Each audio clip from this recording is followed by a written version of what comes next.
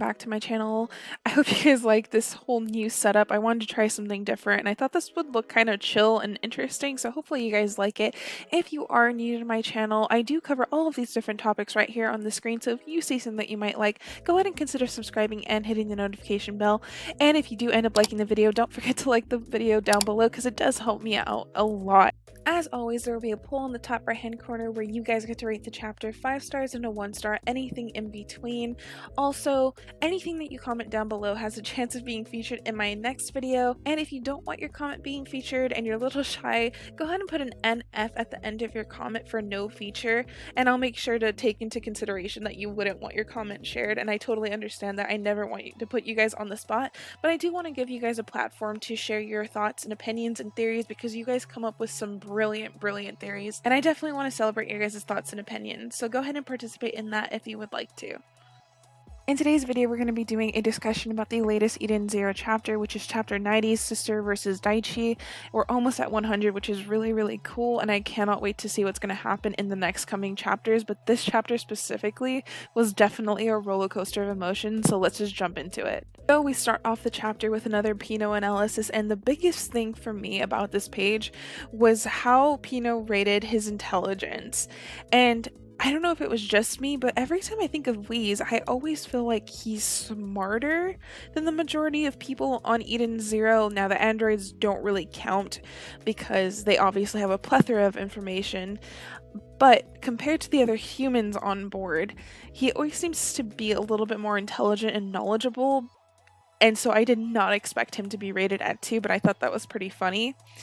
Moving on, I think one of the coolest points in this chapter was Shiki's gravity roundhouse kick. It's so shocking to me just looking back to his experience with Draken and Joe and how powerless he was, but yet how powerful he is compared to the majority of people we come across. So that's a really interesting gap, and it kind of messes with my head a little bit because when I think of Shiki, I think of him being pretty powerful, but then I remember how useless he was against Draken, so it's just...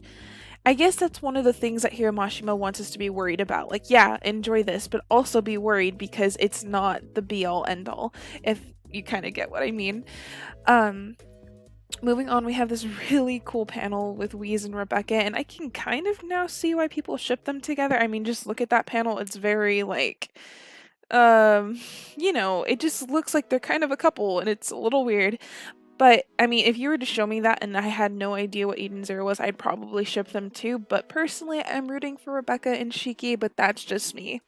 Moving on in the chapter, we have this whole torture part, and honestly, I was a little scared for Sister at one point because he does have her in a bind pretty much, and he gets in her face and he's yelling at her, and it really looks like she's struggling, but then we move on and we see that it was all just for fun, and she was just kind of testing out what it would feel like, and she had the potential to dissolve his entire bindings in one go. She didn't have to be restrained for as long as she was just wondering how it would be, which was really cool.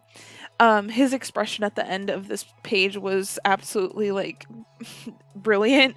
It's exactly what I would expect him to look like after her just dissolving everything that he had.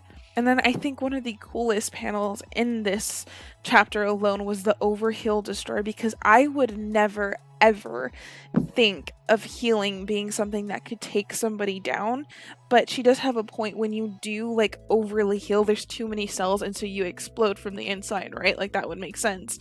So that was absolutely brilliant. And then we have her getting in his face and it's just this whole big thing. And where I was scared for her at one point, and now I'm just kind of like, wow, Hiro Mashima is really doing a good thing with the females in this series, and I just cannot be more happy with it. Moving on, we do go to the next fight between the Still Sorceress and Laguna, and this was where the chapter takes a mysterious turn, and we find out that Laguna may not be who we think he is. She said that he had a history with acting, and that he's not really fighting to his fullest potential, or he's not fighting with reason, and she doesn't really know the reason that he's there, which that raises a whole new batch of questions to who this person is, and if he's going to play a bigger part in the story than just being one of the element 4. And then we have the third coolest panel in this entire chapter of the Still Sorceress saying, "I will eliminate whatever enemy I must to protect my family. That is the reason I fight."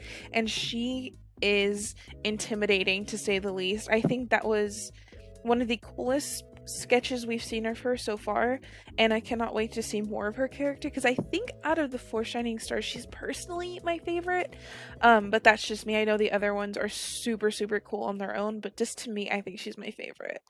Next, we have Labilla being in the cell, but not her at all. Obviously, this is one of the changes between World 29 and World 30, but it kind of makes me question why Labilla is there and why nobody tortured her. You know what I mean?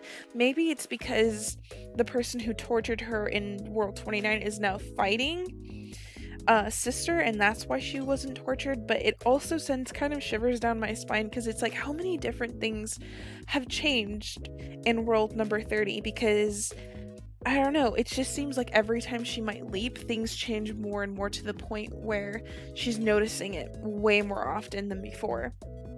And lastly, the biggest twist of it all is Sibber is in the chamber next to the cell that Labilla is being kept in, and we have no idea why. I don't know. I said this in my live stream on Friday.